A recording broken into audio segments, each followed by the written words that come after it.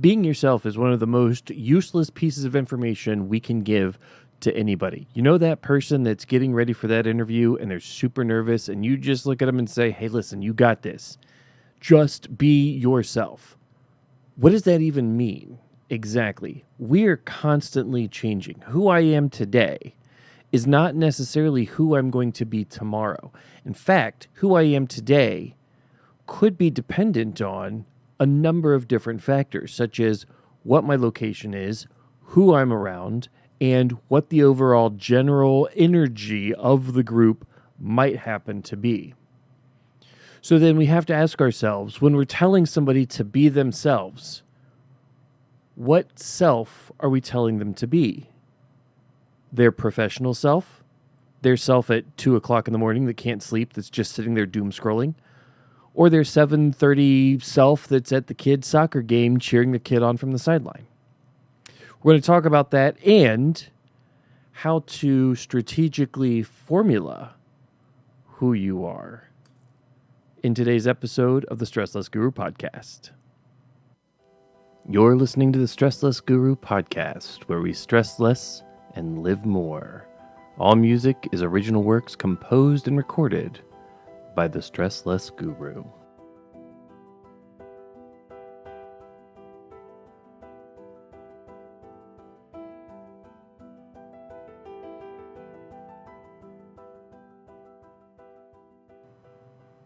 Friends, family, fellow wanderers, welcome to Studio Zen.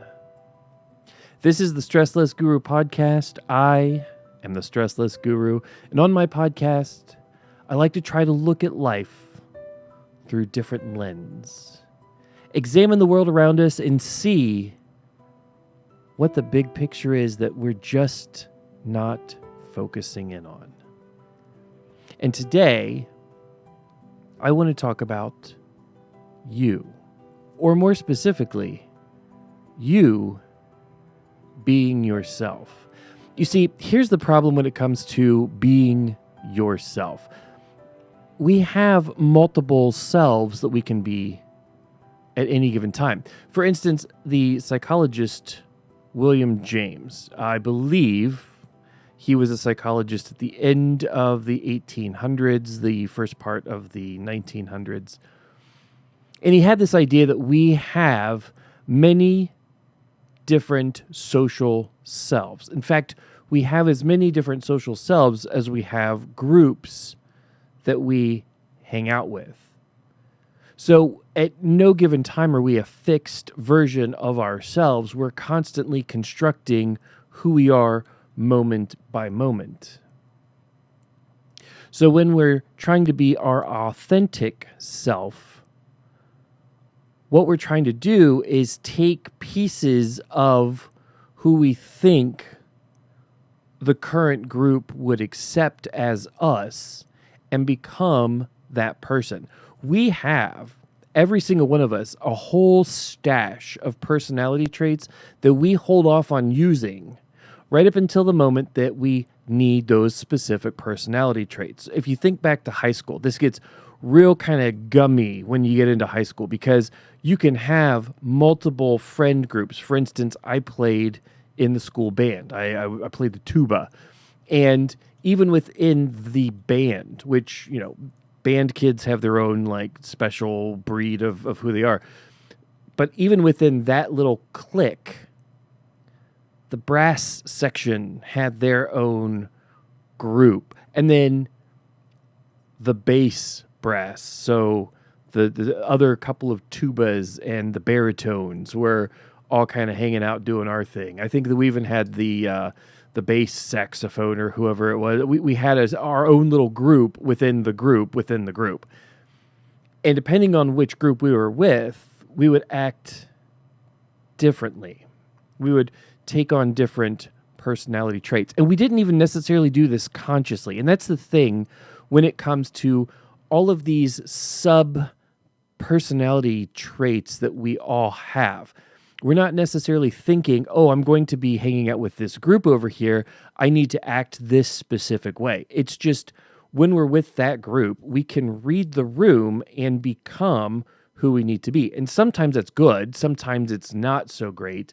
There have absolutely been times in my life anyway where I would get in with a specific group of individuals and they would have a negative influence on how I behaved. And it's not that I was even consciously choosing to be a specific way. It's just when I was with these people, I understood there were specific socially acceptable behaviors that outside of that group, others would not necessarily find socially acceptable. So then you've got to be kind of careful when you are hanging out with specific groups.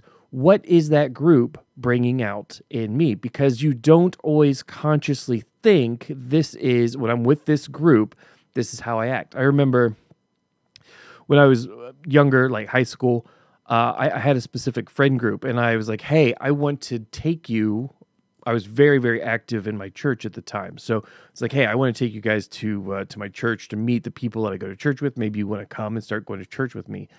And I did not realize that when I was with this specific group of people, I was less respectful to the people that were older than me. I was more open with my use of profanity. That, again, I wasn't even conscious of the fact that I was like this. But after it was all said and done, the event happened. It was some kind of youth group event that we were all going to, and so they were like, "Sure, we'll come." And when it was all said and done, after the fact, that a day or two later, one of the leaders in the youth group pulled me over to the side, and they were like, "Hey, this has nothing to do with you. This has nothing to do against your friends. I just want you to know I didn't really recognize the person that you are when you are with these people. It's not good or bad. It's just different. And it might be something that you want to take into consideration when you're hanging out with these specific individuals."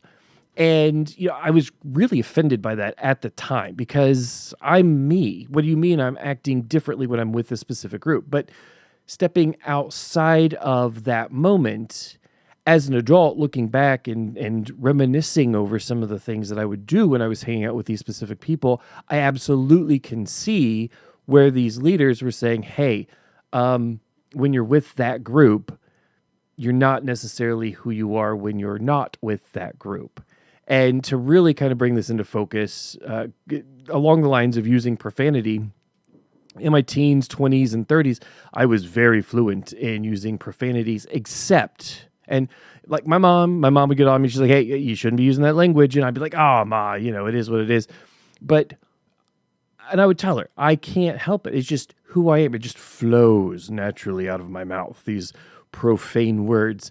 And she would, she's like, I still don't appreciate it. You shouldn't use that around me. I don't like it. But whenever I was with my grandma, and I wasn't aware of the fact that I would do it, but there was this little invisible switch that my brain would just click off. And whenever I was with grandma, my language was sweet and innocent and happy. And I became very aware of the fact because people started calling it out. Well, you went 10 minutes, you didn't say a single swear word. Because I was with grandma. Whatever it was, whenever I was with grandma, I knew subconsciously, turn all of that off, be on your best behavior in front of grandma. But whenever grandma wasn't around, I went right back into using profanity. It was not something I consciously chose to do. It's just something that happened. And so when we're looking and seeing, okay, well, just be yourself. Well, okay, do I want to be myself when I'm around grandma? Do I want to be myself when I'm hanging out with my friends? What self am I trying to be? I was working with a gentleman a while back, and he had, him and his wife had split up. They'd been together for a fairly lengthy amount of time. And, he was trying to get into the dating scene. And one of the things that the women that he was dating, now he had been single at this point for 3 or 4 months and just trying to kind of get things together. And he kept coming to me and saying, hey, I'm going out on this date. And I would give him some dating tips and some advice. And background being in psychology as it is, I kind of know dynamics with couples and the courtship rituals and what people are looking for. So I would try to advise without, being like, do this, don't be that way. And one of the things that he said that he continuously got feedback from these women that he would go out with is that they would say to him, I really enjoyed hanging out with you. This has been a lot of fun, but I feel like you need to figure out who you are. And he kept coming back and saying, what does that even mean? Who do they think I am? I am me all the time.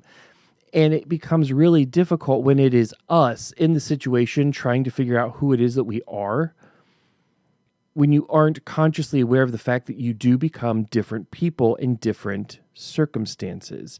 So one of the things that I kind of listened in on to figure out, okay, what is happening here is he would be confident and ready to do, just go out there, have a good time, meet new people. And then when he was with somebody that was caring, he would go into this state of vulnerability and open up about things that he had been through in his separation process and what it was like to now be somebody after decades of being with this person didn't, just felt kind of empty and lost. And so these women who were listening and, being kind and understanding of the situation would take a step back and recognize the fact that, hey, you haven't moved on enough, so you need to still find out who you are. Figure out who you are. To him, he was like, I'm me. What does this even mean? But to them, they're seeing, yes, but you're struggling to be somebody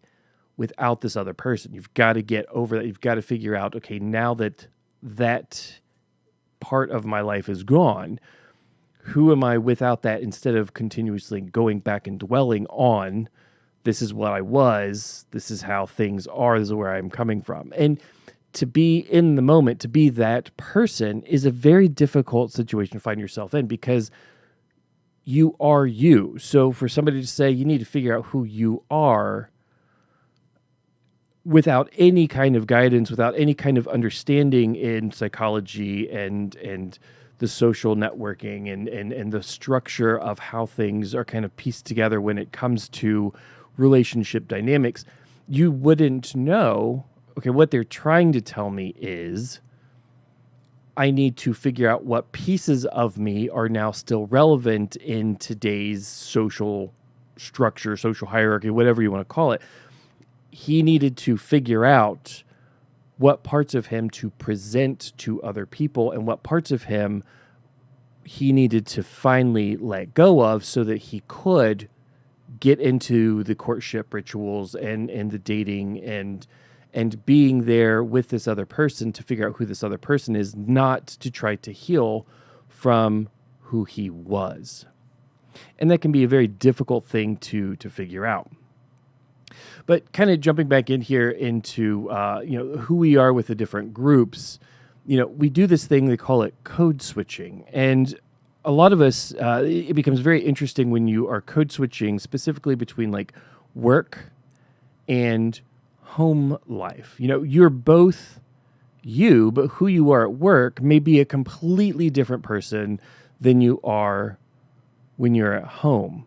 And it goes the same when you're like going out with different friends. You've got this, I was kind of talking about my band friends, right? So you had one group of friends, and then I had a completely different other set of friends that weren't into the music scene. They weren't into band, and they were the theater kids, because I liked to do theater when I was in high school. So I had my theater friends, and the theater friends would all act one specific way. The band kids would all act another specific way. Then I had my kind of neither theater nor band, just kids that went to the school that were in another little group. And if I was having an event and multiple friend groups were meeting, I had to like go through and think, okay, what am I presenting at one group that I may not be presenting at the other group? And one of the jokes that we always had was specifically with like the theater friends, I'd be like, okay, my non-band, non-theater friends are now going to meet my theater friends. You have to be like, okay, now listen, here's the deal.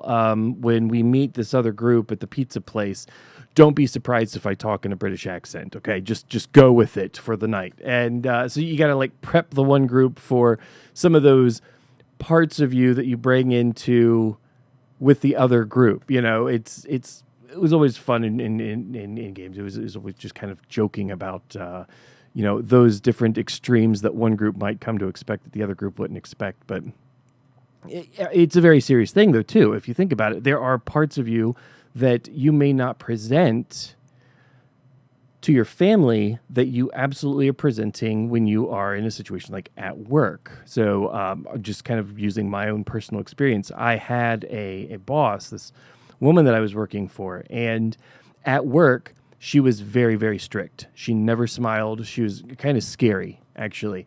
And then one day, for like employee appreciation day or something, I forget what it was. We were a very small team, and she's like, "Hey, I'd like to take my team out for lunch." So we all go down to this pub.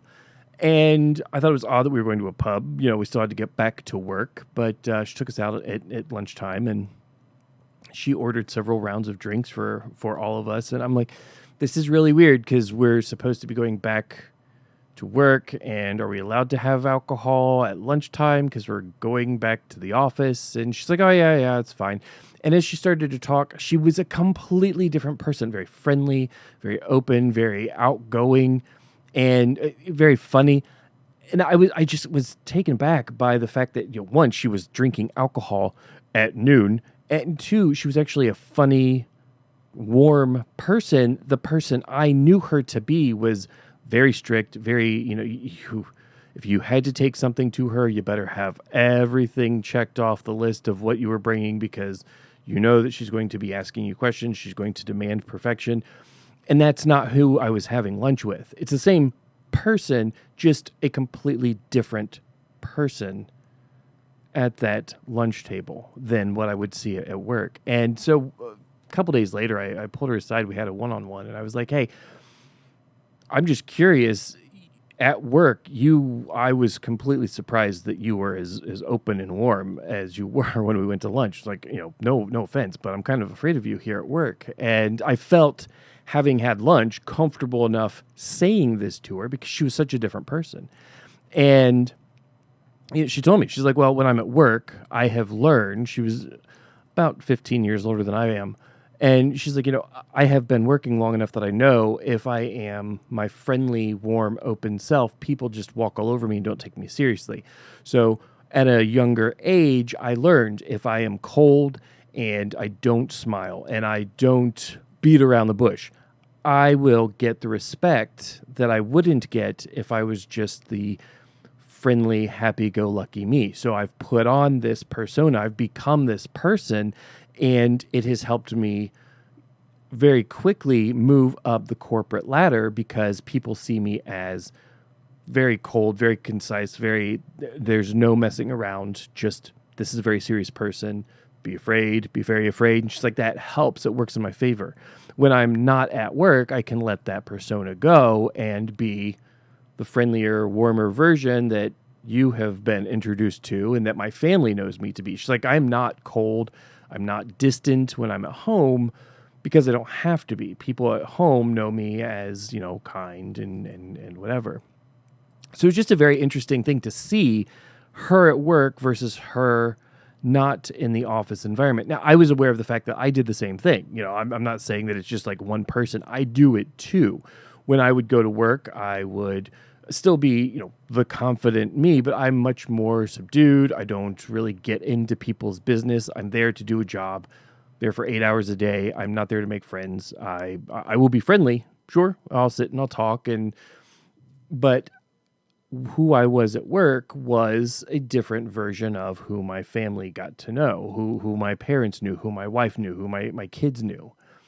And so when we're being us, when somebody says just be yourself,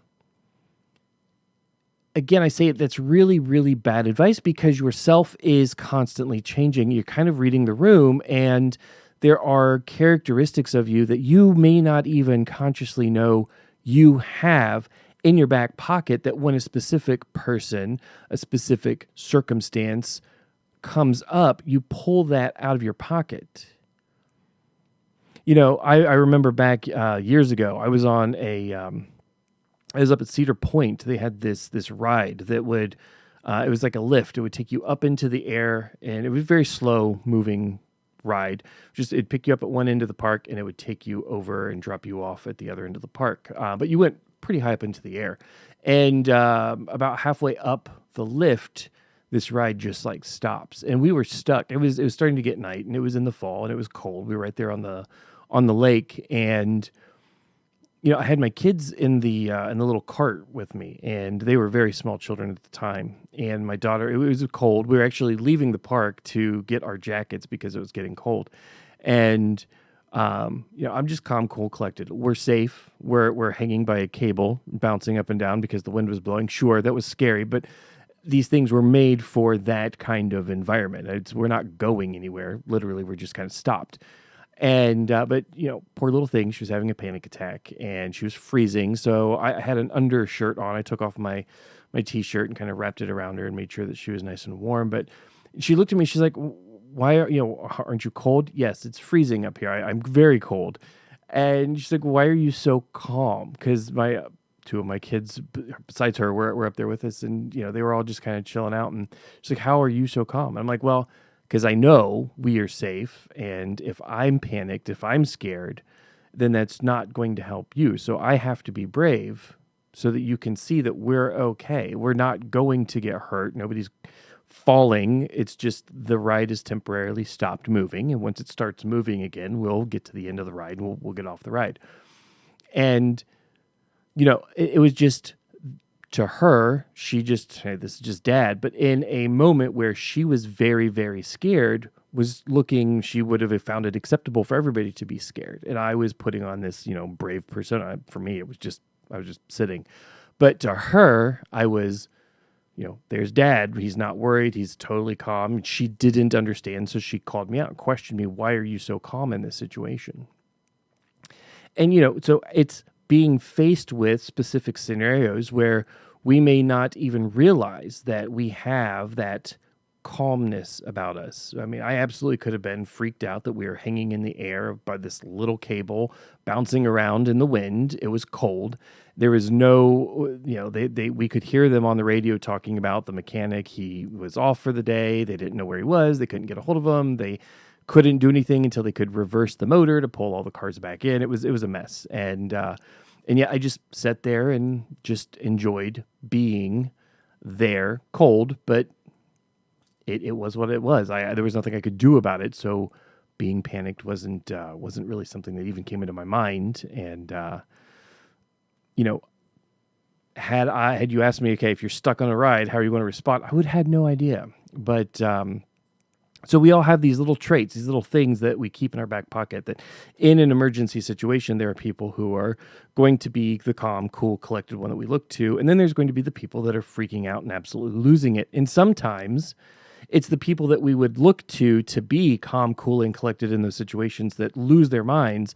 And the people that we would dismiss and discount otherwise are the ones that come through in those moments, because their authentic self in that moment is to take charge, be calm, be cool, be collected, whatever the situation might call for. And it might not be something that we would even recognize about ourselves until we're in that situation. So again, it's when you're being yourself, sometimes we don't even know what that means because we don't know that we have that part of us in us until it's tested and we truly see under pressure who we are. For instance, if you think about it, let's talk about, again, the person at work. I've known people who, outside of the professional realm, I'm like, there's no way you would ever be able to hold a job, and they hold very decent jobs. When that person is at work, they are professional to those people that are in positions above them. They're friendly to a few of the coworkers, because I've observed these situations. And then they're pretty indifferent to the rest of us that are just kind of working in the office. They're, they're not cold. They're just whatever. And then, of course, we've got the security and the custodial group. And then they'll be very cold to those individuals. That's who they are while they're at work. At home, when they're with their spouse, they'll act one way. When they're with their kids, they may act similar, but different.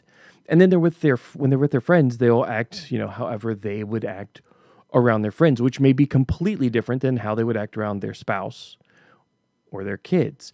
All of them are who they are. It's just The dynamics have changed, so they have changed to meet the situation. When we're sitting in traffic, how are we in traffic situations? I've known people who are very calm, cool, and collected. You put them behind a wheel and they're cutting people off. They're speeding down the highway, driving crazy.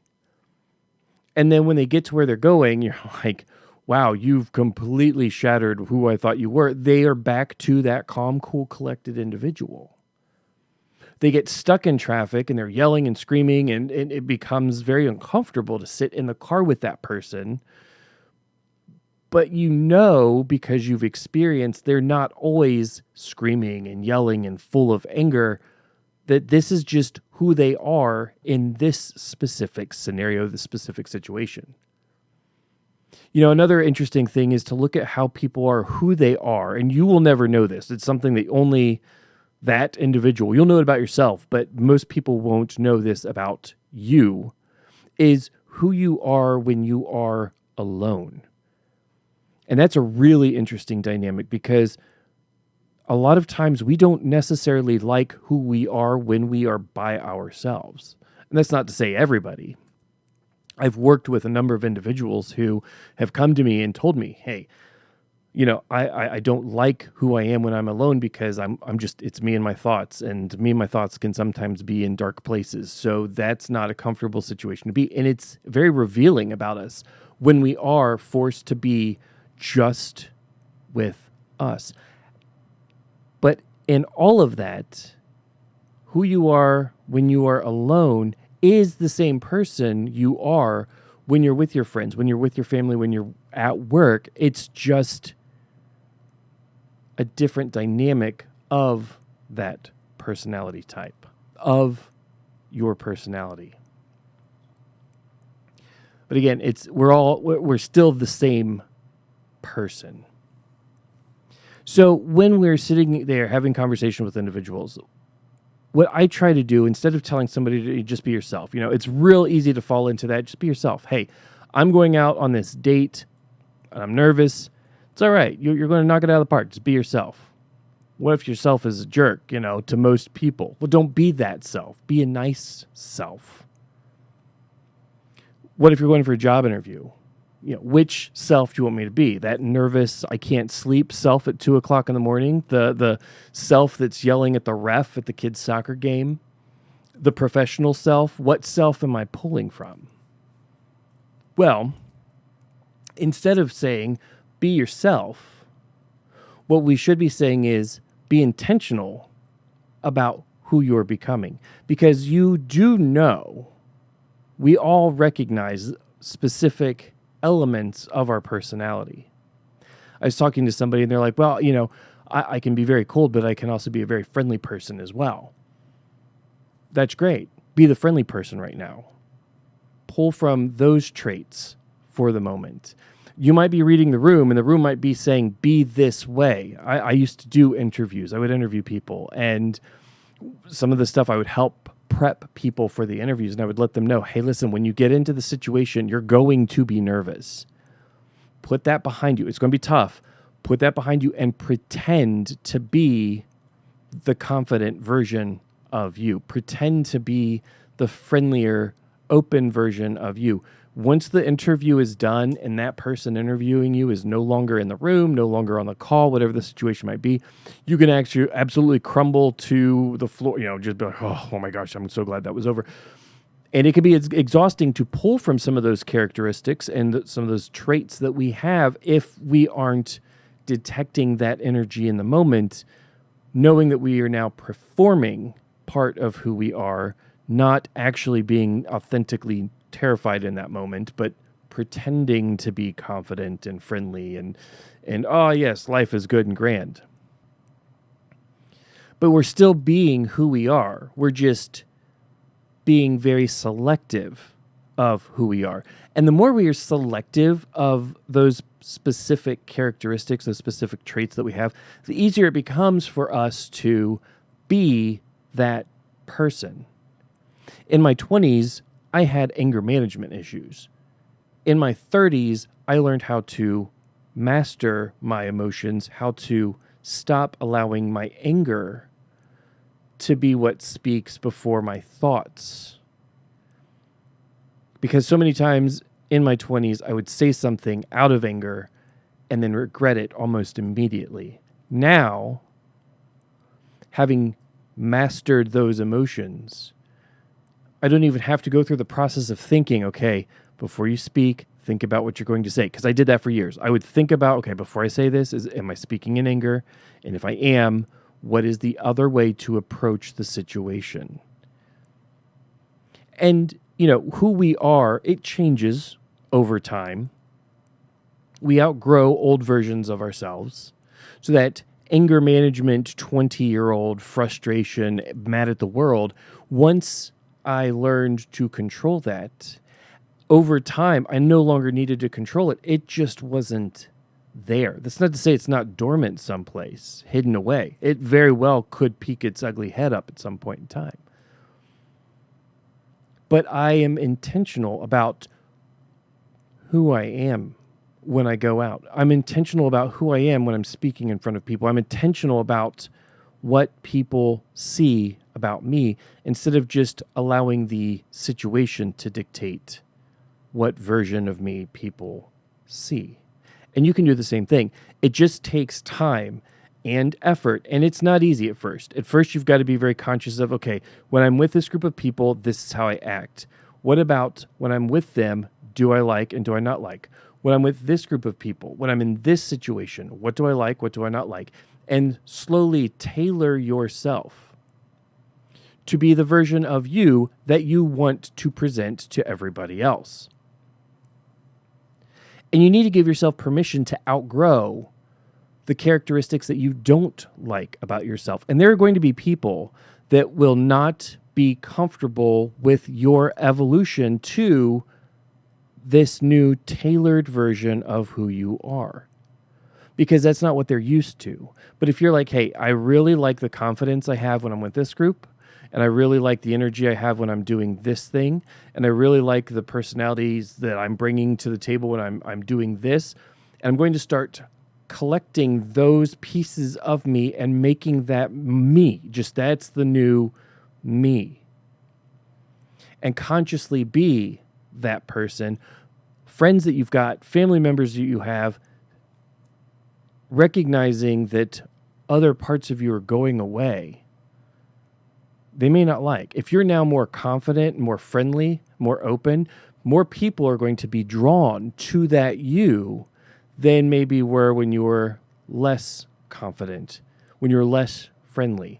And those friends might like the less confident version because they may be able to utilize the less confident version of you for their own means.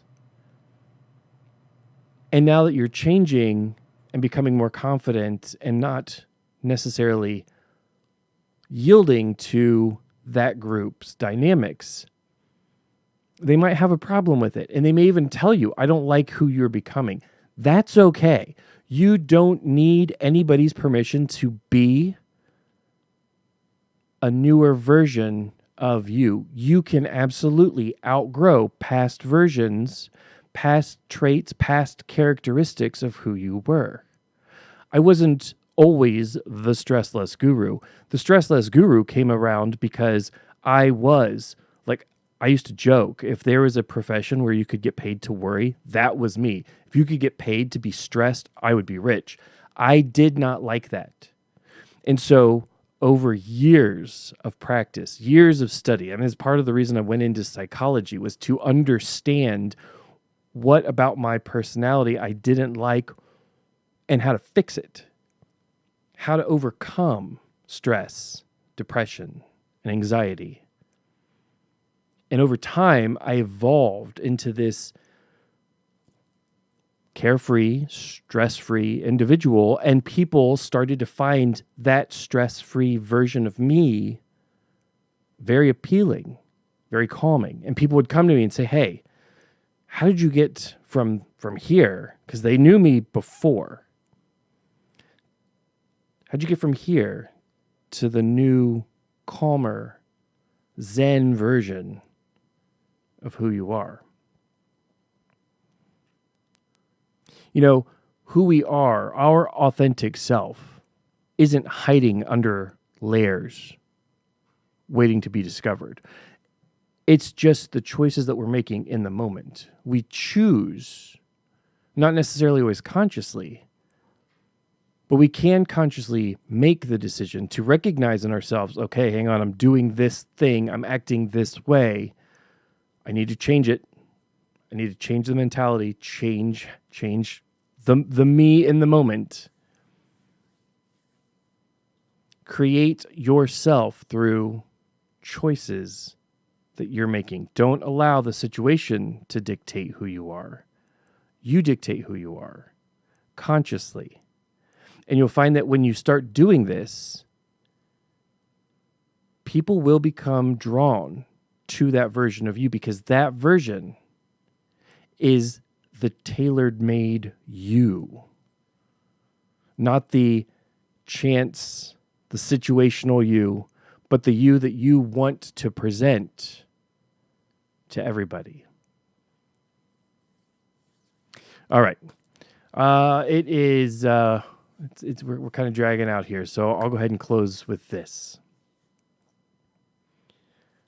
When you are getting ready to face the day, you wake up in the morning, be observant of who you are when the alarm goes off. Be observant of who you are as you're getting ready, when you're driving to work, when you're getting ready to work, if you work at home, whatever the situation is, be conscious of the energy that you're putting out into the world. Be conscious of what you are thinking and saying and feeling.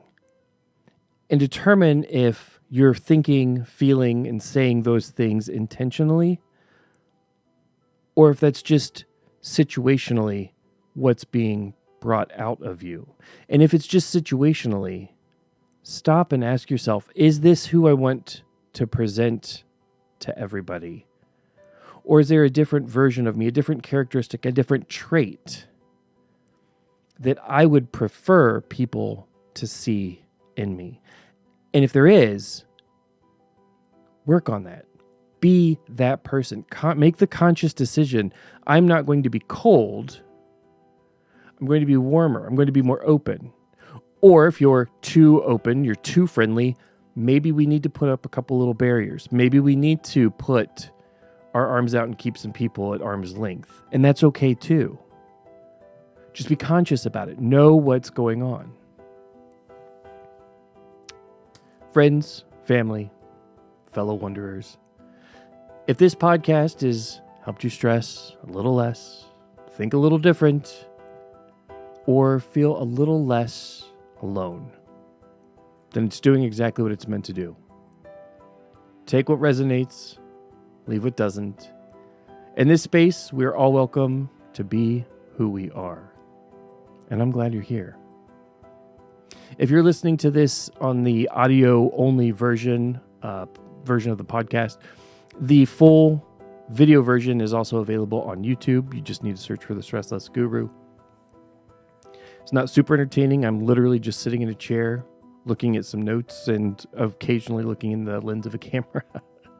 But, I mean, if you want to see the face behind the voice, there you go. Wherever you're headed, truly know that there is no need to rush. I am the Stress Less Guru, and until next time, stress less and live more.